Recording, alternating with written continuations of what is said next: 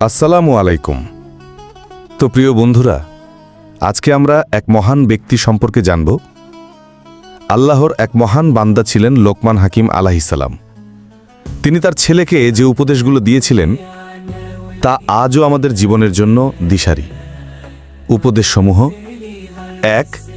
আল্লাহর সাথে কাউকে শরিক করো না, শিরক সবচেয়ে বড় অন্যায়। ২.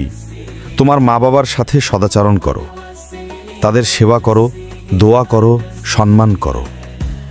৩. স্মরণ রেখো, আল্লাহ সব জানেন।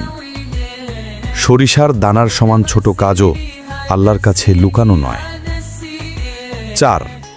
নামাজ কায়েম করো, এটাই তোমার জীবনের আসল শান্তি। ৫. সৎ কাজে ডাকো, অসৎ কাজ থেকে বিরত রাখো। ৬. যে বিপদই আসুক ধৈর্য ধরো। ৭. অহংকার করো না, মানুষের কাছে মুখ ফিরিয়ে নিও না, গর্ব করে হাঁটো না। ৮. তোমার চলাফেরা ও কথা বলায় বিনয় আনো।